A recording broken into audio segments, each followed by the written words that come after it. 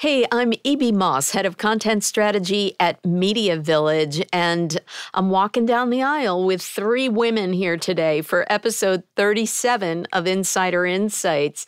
So say hello to Tori Riess. Hello. Tori is the executive producer and showrunner, which we'll explain in a minute, of I Do to the Venue. That shall also be explained in a minute. We have Amanda Getz, who is VP of Marketing for the Knot Worldwide. Hey. Yay!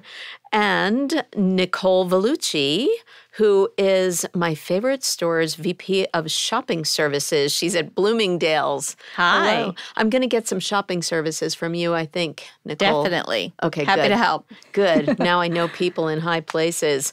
So our topic today is really fun. We're talking about a brand new show that is premiering right now. This is the week of July 15th. This will probably publish a little bit later. So by the time everybody hears this podcast, they better be watching I Do to the Venue, right? So that's coming up. And what network is it? FYI Network. On FYI, which is owned by A&E. A&E Networks. That's great. Lovely. One of our Media Village member companies. So we love that.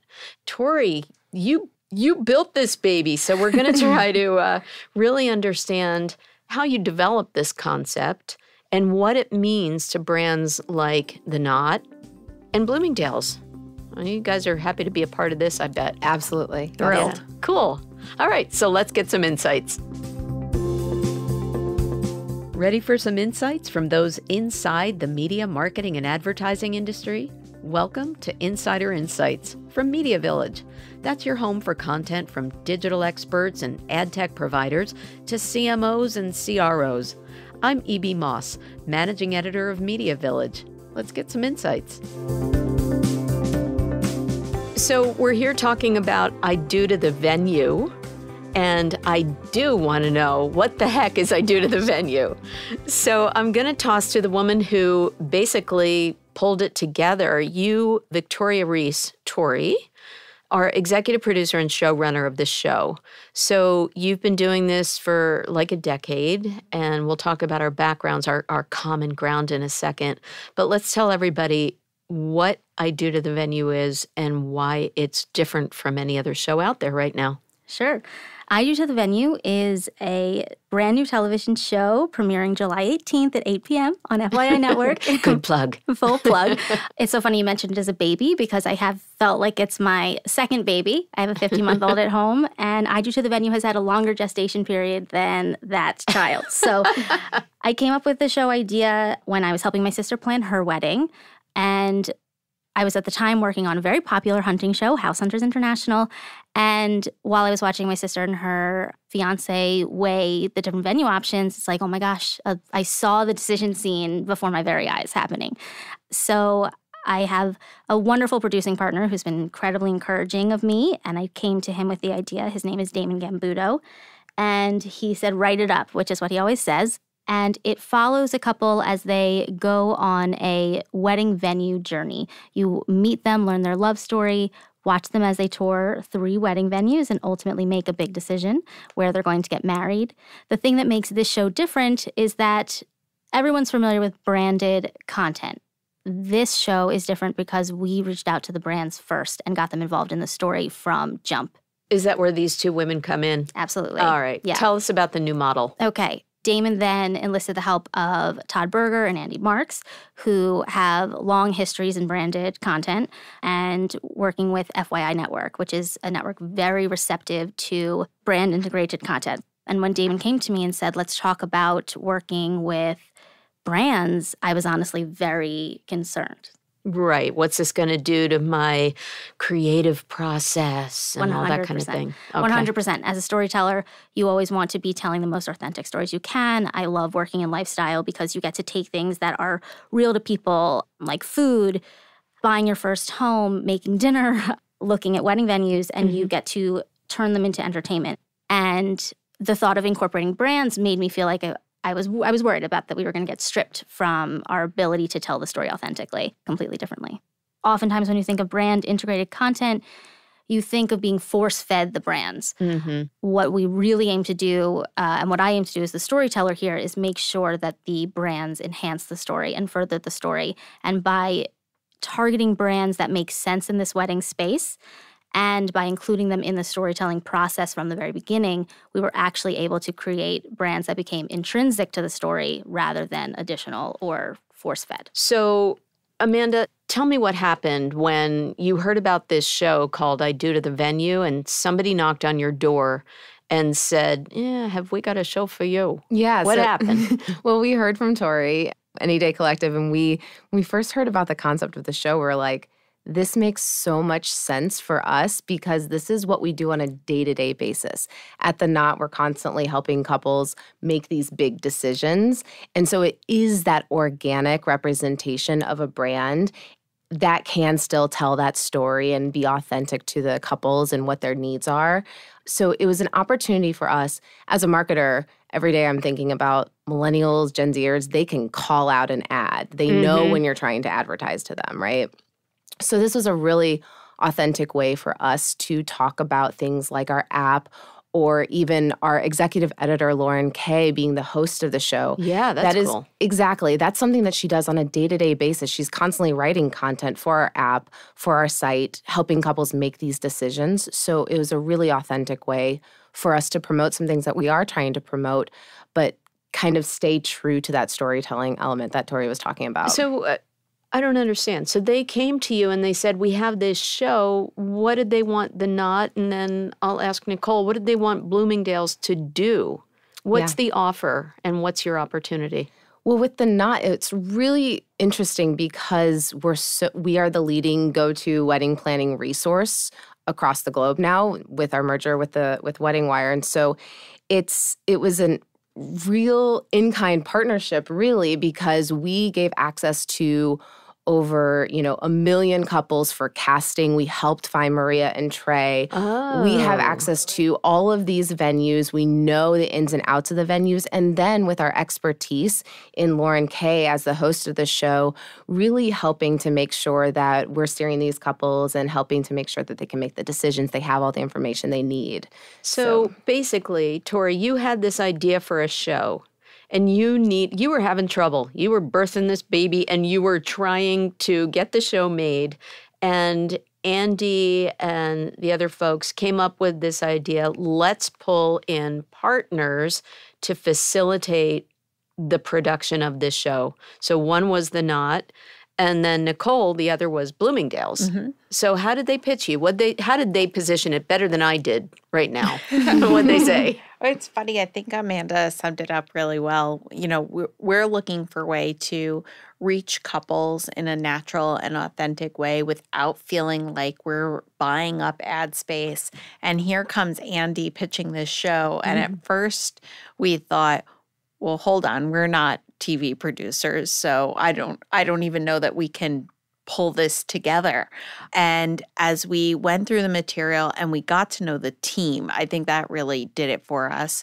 Seeing the passion come through and seeing the story come to life in the way they explained it, all of a sudden we started seeing, just like Tori started seeing the decision scene at her kitchen table, we started seeing, well, what better way to get to know a couple than registering with them. And the Bloomingdale's registry, of course, that's a big thing. Oh, it ended up playing out perfectly. So we got to meet Maria and Trey, and they came into the store, and our consultants got to ask them really personal questions, get to know a little bit about their life together, their lifestyle, what they would be looking for in building a home, all necessary information for our other partners and for the TV show to come to life, and a way to exemplify how much Bloomingdale's is there at your important moments in your life, too. Okay, so I think I've got all the pieces now.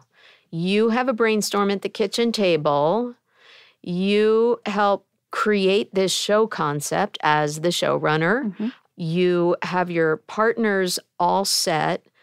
The Knot helps even identify one of the couples because, you're the go-to place on all things. And shout out to Emmy and Nathan, who registered on the Knot for their wedding, and I RSVP'd through the whole thing, and I'll be going there August 4th. I'm just saying. Amazing.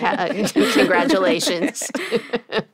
And then we pulled in Bloomingdale's for aspects, and Maria and Trey are the featured couple in the premiere episode who we're following their journey through finding the perfect venue, which you know from your sister is really hard to do. Yes. And for Got myself, it. too. Yes. Okay. And I have to say that when you think about branded content, and my experience with branded content, it doesn't work that way, right? It's normally you have your storyline figured out, set up, and then I don't have a in-depth understanding of how TV is sold, but basically there's ad sales and sometimes they say you're doing an integration and you have your storyline and you have to kind of shoehorn this brand into the story. Here, it was completely the opposite of that. We were able to say we want to do the show. We approached the Knot. The Knot helped us cast. I mean, the access that we had to couples, we were able to specify by region. We were able to specify by date. We were able to, I mean, the help of finding such an amazing couple, and Maria and Trey are adorable and lovable, and I hope you all watch them. But that access was incredibly valuable. Also, when you make television, you kind of have to strip real life situations of brands because oftentimes there's competing brands or you're not allowed to show trademarks on television and there are all these rules. So in my producing experience, I've been in situations where I've wanted to shop in a location as gorgeous as the Bloomingdale's 59th Street flagship registry and been unable to show it, right? I've been not able to show the logos, not able to show the brands. I get to, with this new model, put my couple, my characters, in a place that makes sense. A real life setting. A real life setting. And the authenticity of that, I think, will be tangible to audiences. Because as Amanda says, millennials can sniff it out. Yeah. And they can see tell. it coming. They can tell. Hashtag ad. Yes, 100%. So the beauty of this model is that we get to embrace the real role that brands play in our everyday life. When you register for a stand mixer, we have to say stand mixer in television. But what does everyone call it in the real life? They call it a KitchenAid, right? Right. With this new model, we were able to be at the Bloomingdale's flagship registry. We were able to actually register for products. We were able to go on the Knot website, which are things that actual real-life couples engage with on a daily basis when they are planning their wedding, and tell a very true story. So the integrations for this new brand-funded model is intrinsic to the story rather than feeling like it's forced. Now, this might be a question that you can't answer, or maybe you can. Nicole, in the example of, let's call a mixing stand a KitchenAid, were you able to also solicit support from KitchenAid as Bloomingdale's? We do have a brand partner. We actually ended up working with Lennox. And again, selected a brand that was very natural to our couple, Maria and Trey. They loved the product when they saw it on the floor. There's a really fun spot in the TV show that just Lennox had the perfect product for. I did see that, and I do want that product, by the way. And their enthusiasm was genuine. Oh, it was genuine, and it was fun, and it was exciting. And I think, just as we keep saying, it was real. So we did take a brand partner, but it was a brand partner that made sense. And it was a brand partner that fit the lifestyle of the couple. And then I think the real icing on the cake is Bloomingdale's and the Knot have worked together in the wedding industry space. And so it just all felt like a big happy family. And I would also like Perfect to say, perfect marriage and the gift that keeps on giving. Yes, exactly. Yes. And so, Amanda, you also, as you mentioned, Lauren is the host and she is your executive editor. Yep. Right? And she does a great job as a host. And she's fabulous. Yeah, so she's terrific. That's great. I mean, talk about, being embedded in a show. Let's talk about you guys personally, because I find this kind of interesting. If you don't mind, you have a less intuitive start to your career, Amanda. You came from the financial side of things, right? Yeah. What was your journey to this place? It's an interesting one. I feel like I've had a couple of different lives. Yeah, I was in financial services in Chicago, transferred to New York, doing a little hedge fund marketing. Got a little burnt out. So imagine that. Imagine, yeah. So I actually became a wedding planner for over 6 years. Wow. Working for a celebrity wedding planner, traveling around the world, putting on some big events, and actually did a little stint in reality TV. So learned that side of the house and then started managing his brand and licensing deals.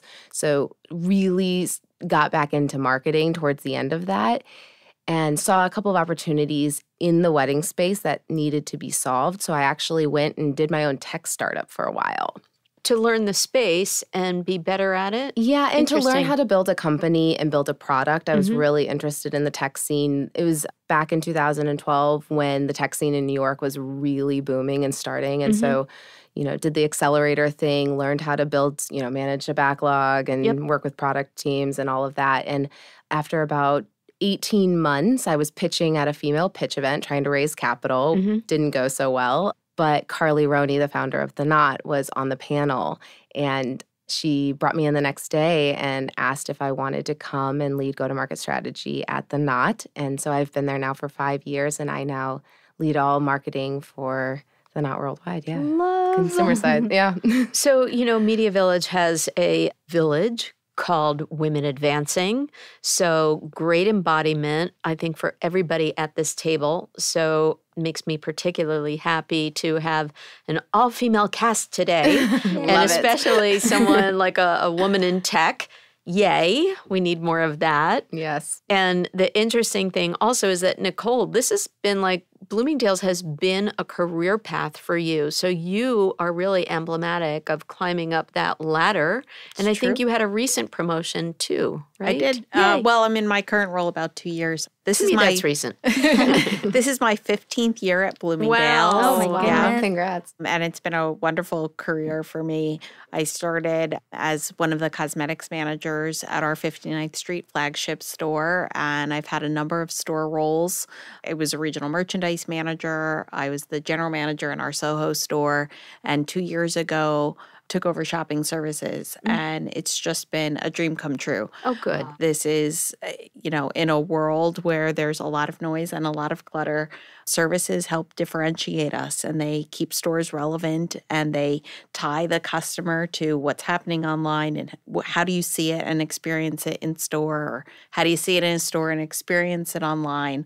And of all my services, the registry is just probably the most changed in the last few years.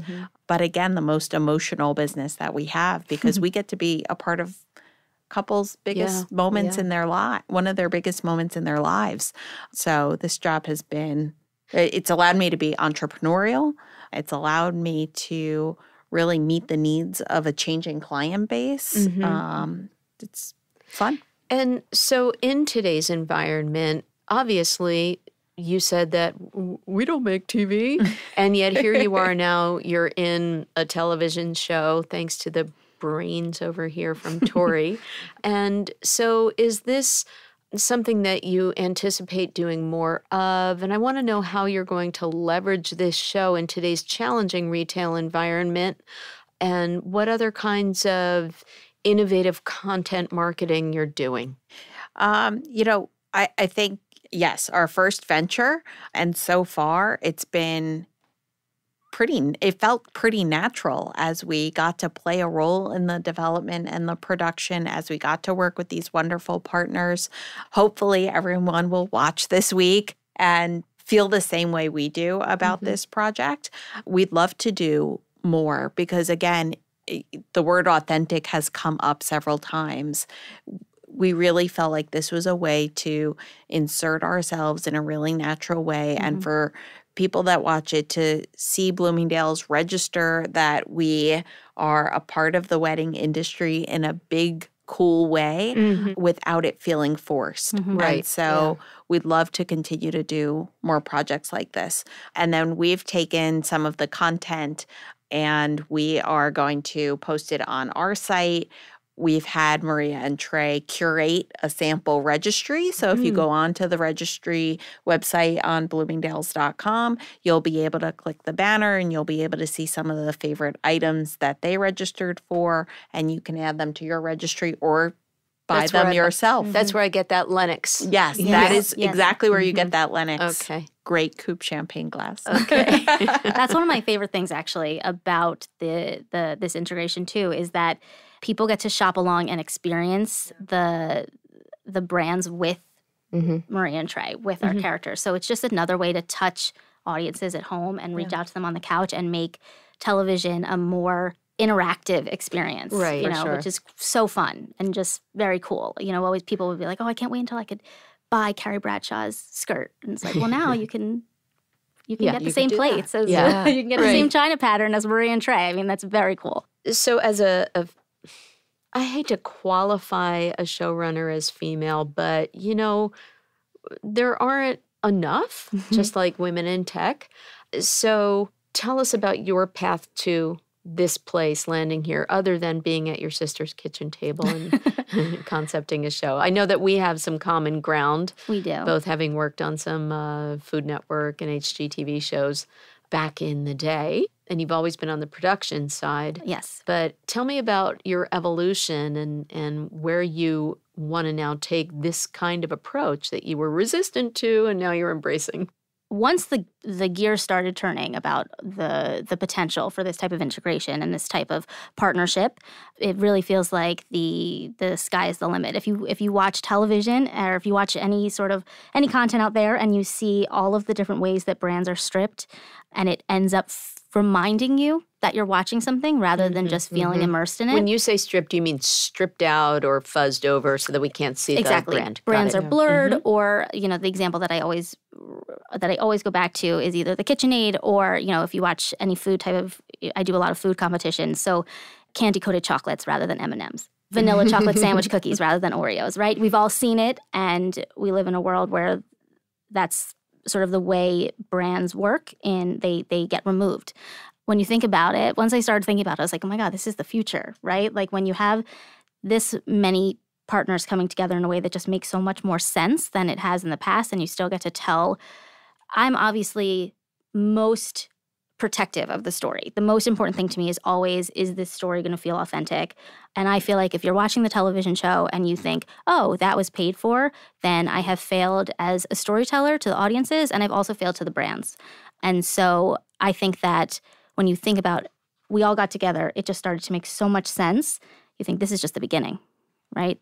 That did not answer your question about me being a female showrunner, and I apologize about that. I'm on the edge of my seat, so you still have the mic. Okay, thank you. Honestly, when I was first working in lifestyle television, I was working on a construction show, and I was the only female on set, both on the production side and the construction side. I've had wonderful mentors, both male and female, who have taken me under their wing and trusted me with projects, with the creative, with the storytelling, and have brought me up. And over the course of my career, I have seen more, right? I've been surrounded, there have been more women in the room, which has been very exciting. I haven't been working in the industry forever, but over the time I have been in it, I have seen growth and development. I think it's wonderful. I think we need more women. I know as a female showrunner, I took pride in hiring some women. I love it when I'm on set and I see women sound operators and when I see women directors of photography. We had a female sound op on our show, and I love that. I think that's wonderful, and I think we need to do more of that. So I will give a shout out, only because he's near and dear to both of our hearts, but as you were supplying shows to then Scripps, now part of Discovery, shows Michael Smith at Cooking, I think you mentioned as a good supporter, and I'm thrilled that Michael is a contributing journalist to Media Village. So shout out to Michael Smith. Yay. Hi, Michael. Yay. Yay. And Demi and Nathan, who are mentioned. Oh, yes, I already said that they're getting married. So I want to go back to the Knot now. And Amanda, with your experience in both tech and overseeing marketing, can you talk a little bit about how you will follow the customer on this journey? I mean, we're following Maria and Trey, but how do you follow your customers with a video product and appeal to them and bring them back in on their journey? That's a great question. So at the highest level, when we think about following our customers along their journey, 60% of couples know about the knot before they even get engaged. Similar to Bloomingdale's, it's probably a similar marketing opportunity, I will say, is that it's an older brand that might have established reputations in a millennial or Gen Z's mind. And so this was an awesome opportunity to kind of have this storytelling aspect around your brand that you can really make it feel realistic to what the brand is today, like what the actual experience is, and maybe overcome those mindsets. And so at the awareness level, I think that that's really important. And then as we bring this to digital and in the TV world, we think it's really important to follow them, obviously tracking them into the product experience. And then we do a ton of retargeting to make sure that we keep them going, because wedding planning is a 12 to 14 month process that has ebbs and flows. I'm sure as you were helping your sister, you know that you make a lot of decisions and then you like breathe for a second, and there's more commerce opportunities than you breathe for a second.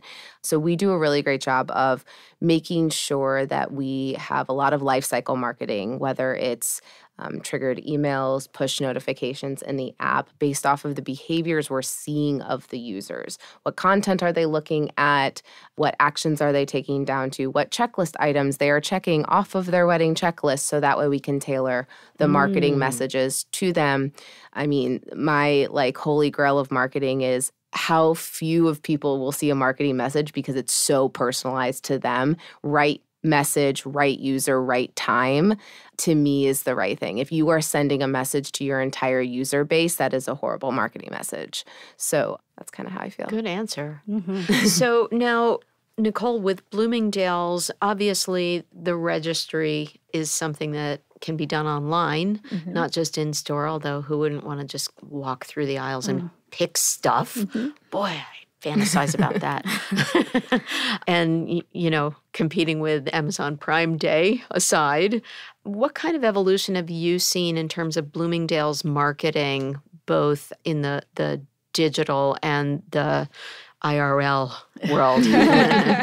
I think it's really similar to what Amanda just spoke about too. It's the more we can hone in on, you know, as we have to target a couple of different things. So one, we want to create registrations. And so you have to be out there in the world finding people when they're ready to register. Good point. Which isn't always easy Yeah. to do. And we certainly don't know when some of our own customers have taken that next step, or exactly when, and then are we hitting them at the right time? And then they've registered, and now it's about what kind of content are we serving to them along their journey. And so very similar, triggered emails, editorial content that meets them along the path, you know, along where they are. So are they in the planning process? Are they close to their shower? And then there's the guest. And so part of what we're hoping to gain in an exposure like this is reminding people that we're here, we have the registry, couples have selected us for really special product in their lives, and how do we talk more to the guest who may be invited to a wedding so that when they see multiple registries as an option, they're choosing Bloomingdale's too. That's such a good point. Yeah. I mean, I kidding about my shout outs to my nephew, but but it's true, because I had a choice when faced with that, and we all know that greater awareness leads to greater trust, and I'm going to opt for the Bloomingdale's registry or what have you. Yeah, that's a really great point. I also wanted to ask a really important question. What are your favorite reality shows? Oh my goodness. Come on now. Gosh. Dish. Well, I have to say, I watch a good amount of television, and I get to use the excuse that it's research, which is lovely, and I love doing that. There's nothing I like more You can't write off your cable bill anymore, though, I don't think. Not anymore, but I love like coming home from a day, and I decompress by clicking on the TV. I am a sucker for a competition show, I have to say. Even though I've worked in a ton of, I just love. Well, you the did some of that stakes. Bobby Flay work Yes, yourself. I've done a ton of them, and it's funny because I still love to watch them. And sometimes after You drank your own Kool-Aid, as they say. I do. I love them. I love the stakes. I love the intensity. I also love seeing like different artists, whether they be chefs, designers, painters, etc., in their element in that environment. It's just so cool. I'm a sucker for a good competition show. All right. It's so funny. Over the weekend, I was at a wedding, actually. I am attending weddings all the time. I can't get out. It's wedding season. It is wedding season. It is upon us. This was my third one in the past 2 months. Yeah. But everyone was talking about Naked and Afraid. Oh, that's a good one. Yeah. I haven't seen it, but everyone was talking about it. Good. So I would say I do have the guilty pleasure of the Keeping Up with the Kardashians. I think just because it has been going for so long, I feel like I grew up with these people. It does take a brave woman to admit that. I know. I am confident. I will say it. Judge me later. And then I am in that stage of life where I constantly want to redo my apartment. So HGTV, Chip and Joanna, that's like the other end of the spectrum of the Kardashians. But, But you need to balance it out. I feel like you just got to like cleanse your palate after that. Yeah. It's good. Yes. All right, you're in the hot seat, Nicole, and you have to be truthful here. I just really said Kardashians. I know. The floor is yours. It really is. That was brave.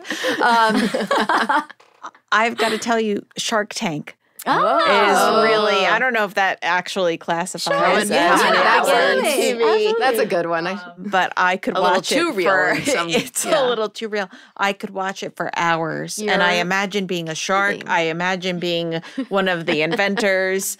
It's just all so very exciting to me. Maybe a little close to home, but I really do. I love it. That's Although really I've funny. watched the I Do to the Venue video several times.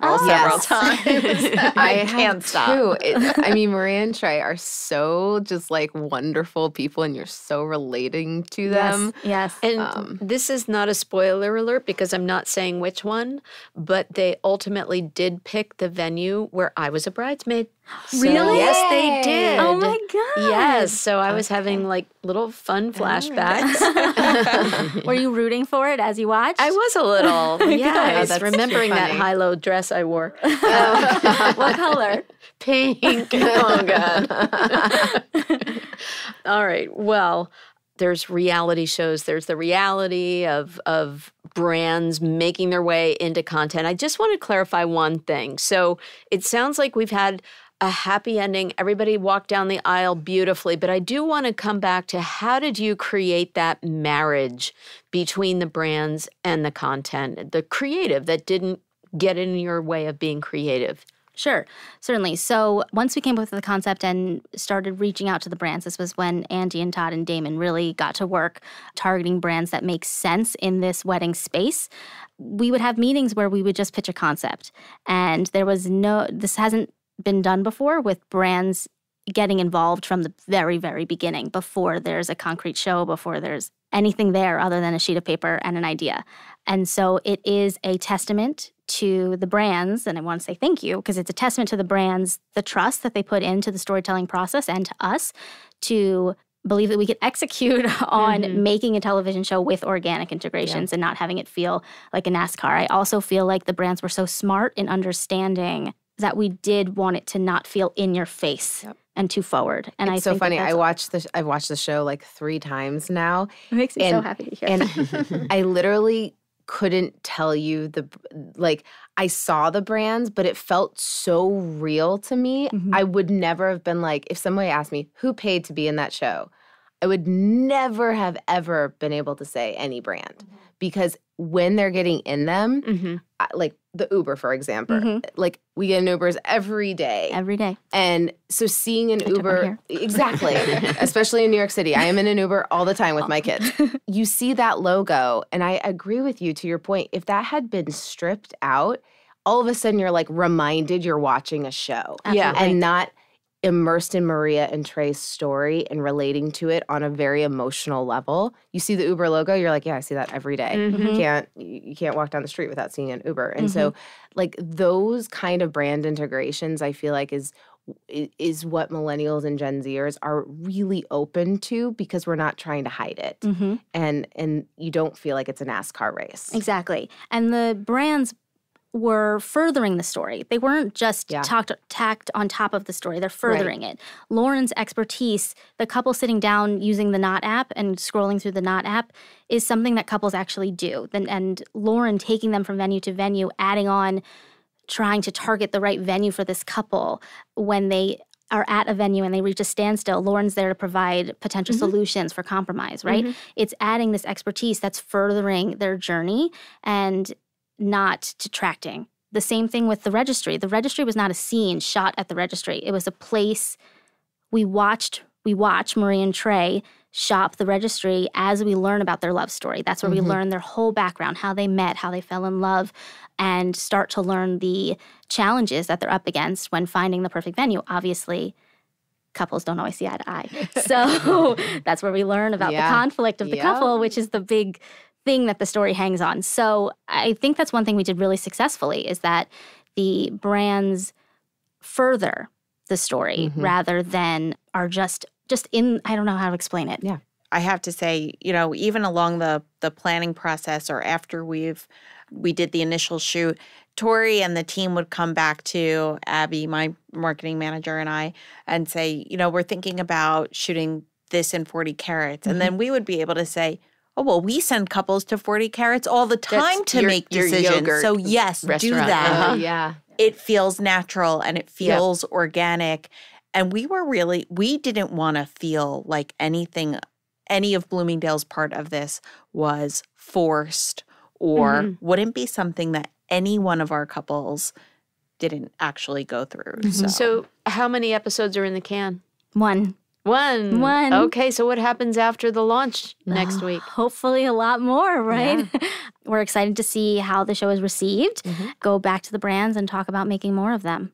And will you go back to these two brands, or Absolutely. are you guys locked and loaded for future episodes of this now? We're really excited. We're excited to see how the couples react to it, and we're helping a lot with getting the message out. We have a full marketing plan in place this week, getting people excited, sending out teasers, working with Bloomingdale's. We're so excited about a little premiere party, bringing in press and our couples into Bloomingdale's on Wednesday to watch the episode. So there's a lot that we're putting behind it as well, because we really want this show to be successful. And as I understand it, FYI will premiere this, and then they'll probably extend it to their digital platform as well. And then they'll see how some of the other A&E networks might take advantage of it as well. Yes. All right. So everything's on a wait and see, just like any good relationship. And we'll look forward to waiting and seeing if, branded content is the future way to go. Yes. Which it seems like it is. I think it is. Yeah. Okay. Tori, Amanda, Nicole, thank you so much for joining me on Insider InSites. I'm E.B. Moss, and you've been listening to Insider InSites for Media Village. Check us out at MediaVillage.com, and I hope that you'll subscribe to Insider InSites wherever you listen to podcasts.